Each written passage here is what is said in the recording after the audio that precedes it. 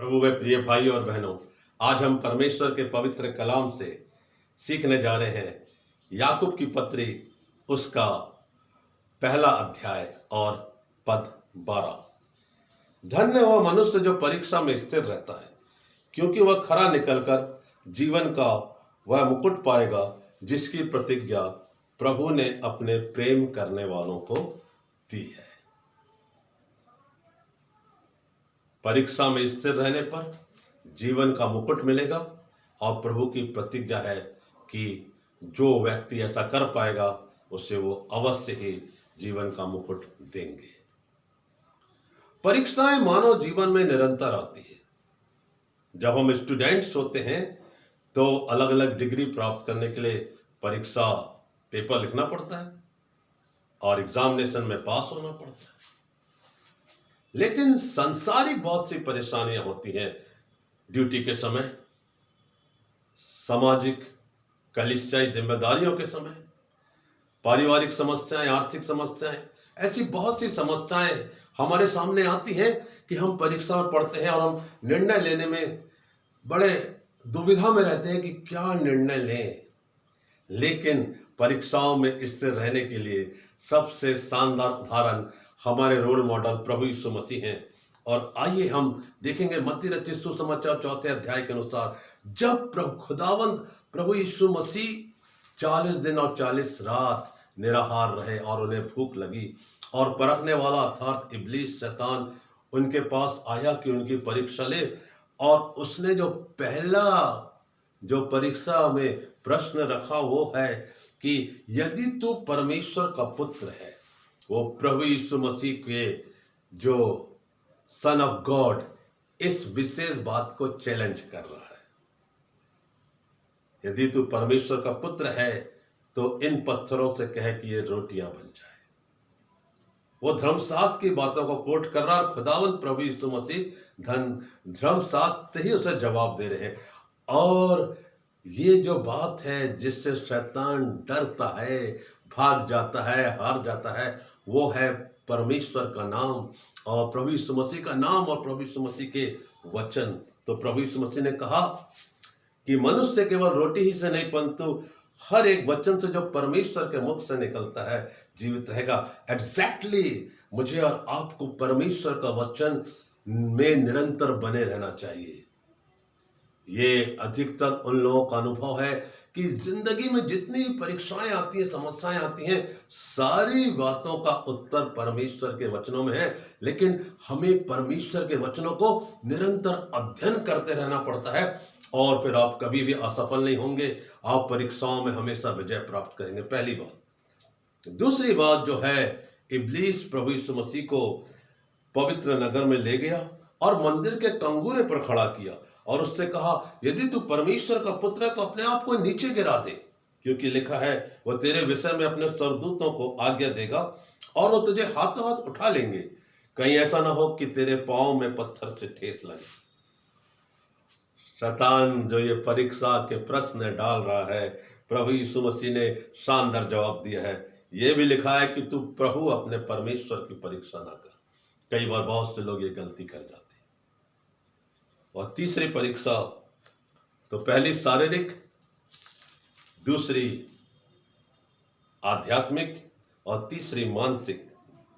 फिर इब्लीस उसे बहुत ऊंचे पहाड़ पर ले गया और जगत के राज्य और वैभव दिखाकर उससे कहा, यदि तो गिर कर मुझे प्रणाम करे तो मैं सब कुछ तुझे दे दूंगा। शैतान ने बड़ा एक मूर्खतापूर्ण प्रश्न किया।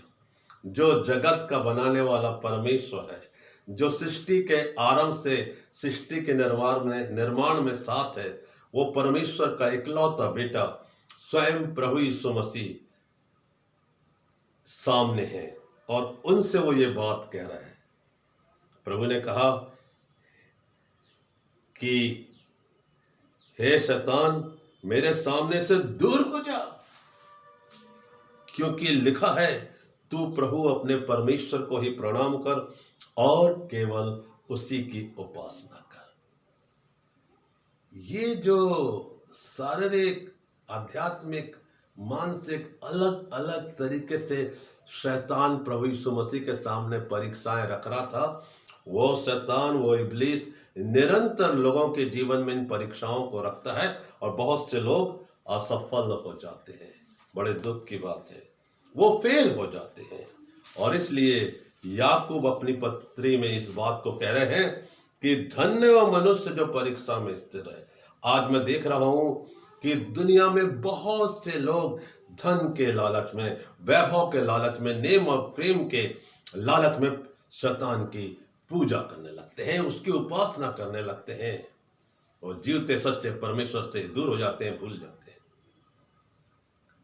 वो जरा सी सांसारिक अभिलाषाओं के लिए जो अस्थिर है, चंचल है, उनका चंचल मन मानता नहीं है और वो सोचते हैं कि यही दुनिया यथार्थ है, लेकिन वो सबसे बड़ी भूल है कि दुनिया यथार्थ नहीं है। एक दिन सबको यहाँ से जाना है, न्याय सिंहासन के सामने, प्रभु यीशु मसीह के सामने खड़े होना है और अपने अपने कामों का लेखा देना है। याकूब कहना मांग रहे हैं, धन्य है वह मनुष्य जो परीक्षा में स्थिर रहता है। ये जीवन का मुकुट क्या है? फिलिपियों 3 में पौलुस कह रहे हैं कि यह नहीं कि मैं पा चुका हूं, परंतु उस पदार्थ को पकड़ने के लिए दौड़ा चला जाता हूं जिसके लिए मुझे मसीह यीशु ने पकड़ा था।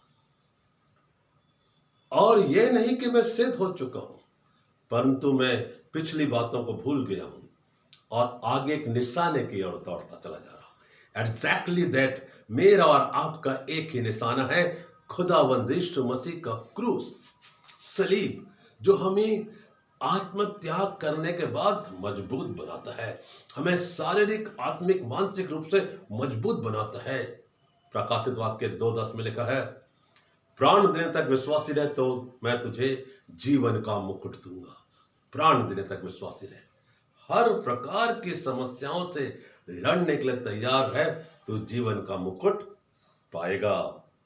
और जो प्रभु की प्रतिज्ञाएं हैं वो 100% हमेशा पूरी होती है।